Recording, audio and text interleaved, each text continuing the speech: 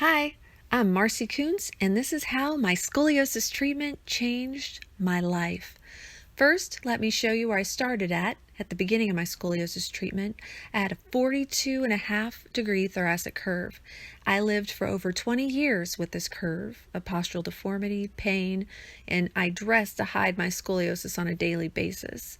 Here's a photo of me at my friend's wedding where I had to wear a scarf to hide my back from the strapless dress. Here's an example of me purchasing oversized shirts to hide my back.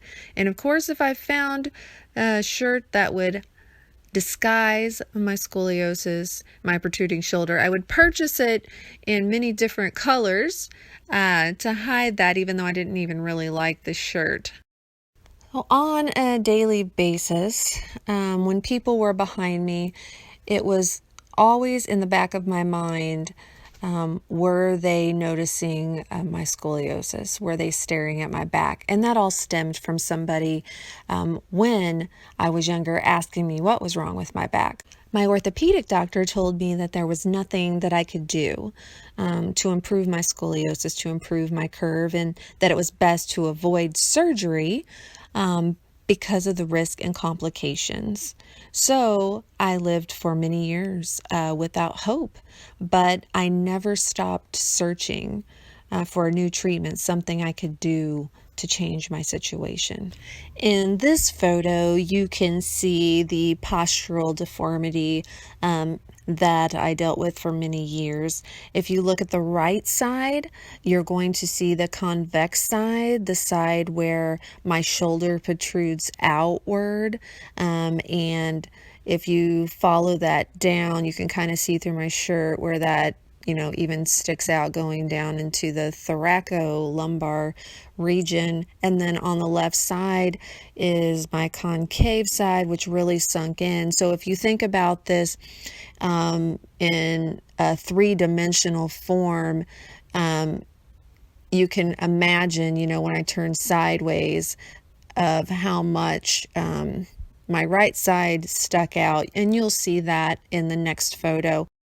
In this photo, again, from the back, you can see that right convex side, my protruding shoulder, and the concave side that sinks in.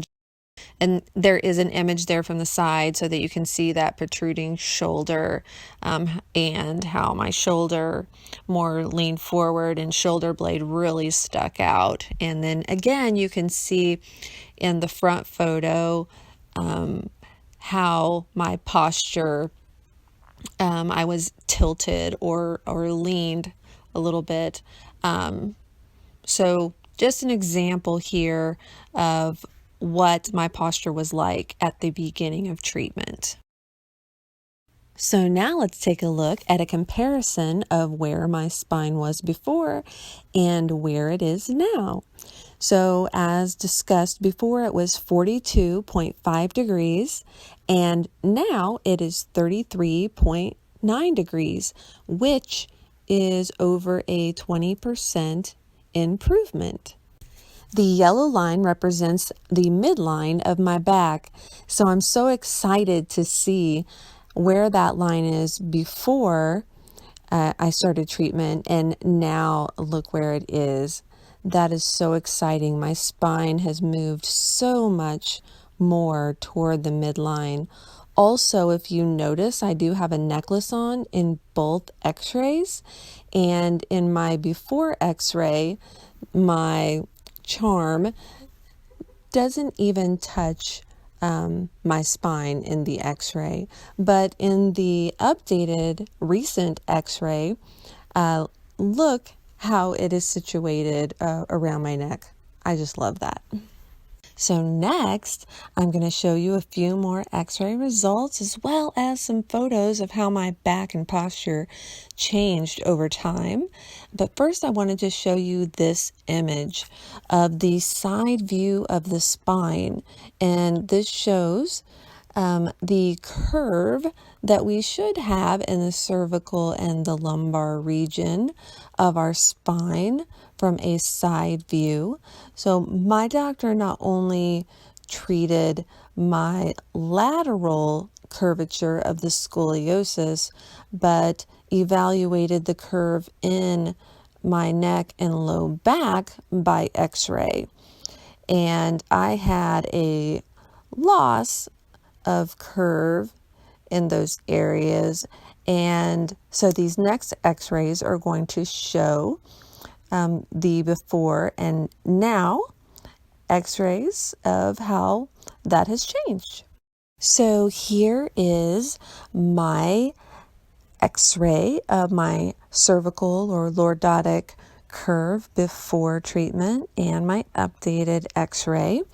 If you do a search, what you're going to find is that the cervical area has a normal lordotic range of around starting at 20 degrees going up to 45 degrees. And if you look at mine here, I was at 9 degrees in the beginning, and you can see clearly how straight my neck is. I definitely had a pretty big loss of curve there in my neck. And then the other aspect that he measured was forward head posture. And so they say for every inch of forward head posture, it can increase the weight of the head on the spine by an additional 10 pounds. And so with that, it can increase like the loading on the spine, which over time can lead to degeneration and wearing of the disc and joints in the spine.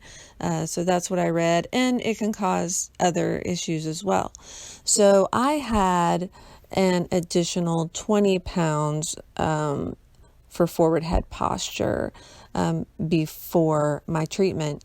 So with my updated x-ray, my lordotic curve was 18 degrees. So if we're going by the low end of that normal range of 20, hey, I'm almost there. So I did get an improvement from 9 degrees to 18 degrees, and you can definitely see a better curve, lordotic curve there in my neck. And then as far as forward head posture, instead of the 20 extra pounds, I now have 9 extra pounds, which was definitely a nice improvement as well. So here is the before and current x-ray for my lumbar spine. And according to Science Direct, the lumbar lordosis, the normal ranges are between 40 and 60. And so when the curvature exceeds these ranges, it's considered hyperlordosis. And if the curve is less than those ranges, then it's typically considered straightening or flattening of the spine. So as you can see in my before x-ray, my degree was less than that 40 to 60 degree range. So would be more considered like the flattening of the spine, but my updated x-ray is within the normal range. So I'm very excited about that. So next, let's take a look at some standing photos of my posture. So again, what you're seeing here is at the beginning of my treatment. This next photo is a comparison from the beginning of treatment on the left, on the right side after 1 year. Again, next photo, same thing, from the beginning of treatment, and then the right side is after 1 year, showing the difference in that protruding shoulder blade. This next photo is the front, back, and side view of me in that same black and white dress in January of 2020, so showing the difference of where I'm at today. And then I'm going to show you a comparison from the beginning of treatment to these new photos taken in January of 2020 from the front view, the back view, and the side view. You can really see the difference in my posture in these photos. I love it. And then this next photo is again one of those standing pictures taken at the beginning of treatment, and then it's a comparison to me in a swimsuit earlier this summer in September of 2019. So just an amazing difference. I just love looking back and seeing how far I've come. Now let's just take a real quick look at my standing posture once again at the beginning and before treatment, as my doctor got some new equipment that allows him to do a 3D scan of my body. So I just want to show you a quick reminder of what my back and posture was like before. And now look at this 3D image showing the difference in my back and showing the improvement in that concave and convex side of my back. I still have a 33-degree curve, so of course I still have a little bit of that convexity there, but it is so much improved. I would say at least 75% improved in my opinion. I mean, you can barely even see it with clothes on. Most people wouldn't even be able to tell anymore, which has been a huge change for me.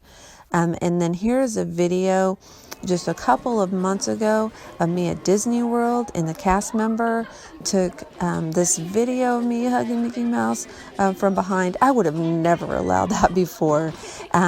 But now, again, you can't even barely tell. If you didn't know I had scoliosis, you probably wouldn't even know a difference. So this is a scoliometer, and a scoliometer is an instrument that measures trunk asymmetry and scoliosis, or angle of trunk rotation.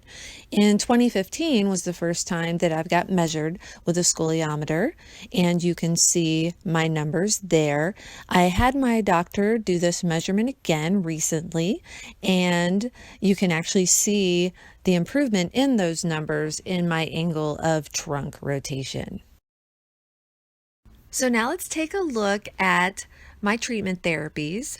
This first therapy is vibrating cervical traction, which it's aimed at improving the cervical lordosis, or treating the loss of the normal cervical curve by relaxing ligaments and soft tissues of the spine. This next one is MDP, or mechanical drop piece, which affects the thoracic and pelvic spine, targeting translation and rotation.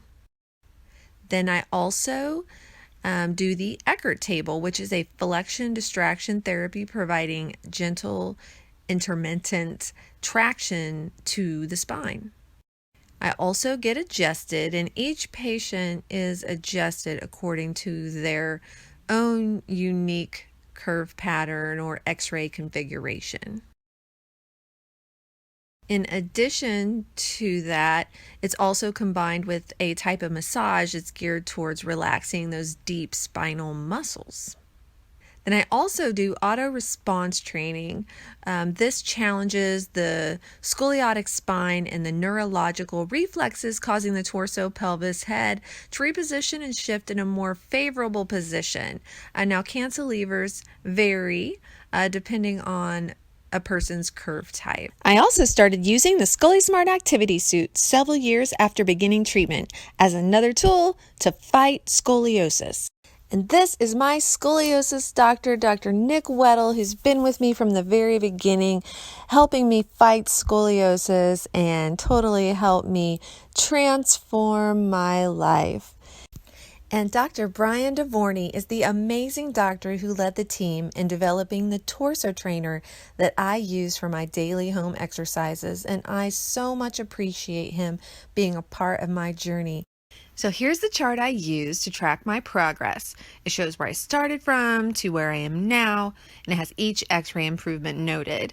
So this has been quite a journey. Scoliosis is a lifetime fight, but I'm not giving up. Can I continue to achieve results? I don't know. But one thing is for sure, I'm going to keep trying. If anything, I'm still working to halt future progression. One thing to be aware of on journeys like this is the negativity and doubt from people you don't know on social media. So I celebrated each victory throughout my journey. And when my curve went from 42.5 to 41 to 38, there were definitely some doubters who weren't supportive. If I would have let them influence me to quit, I never would have achieved the results that I have. I had to learn to filter out the negative, it's not always an easy thing to do. But it was warriors like this who really kept me encouraged. Great results, Marcy. I remember your first follow-up with some reduction and people doubting the results, but you always believed in yourself, your achievement, and treatment. Way to go. You are a true inspiration to so many. All the best. So just goes to show, don't give up. Keep going. So what I want you to know is that there is hope. I found it. If you need it, I hope you find it. And I want to end with this quote, which I love. Every attack is designed to make you a warrior. Every obstacle, an overcomer. And every challenge, a champion. So don't waste what you're going through. Become something great.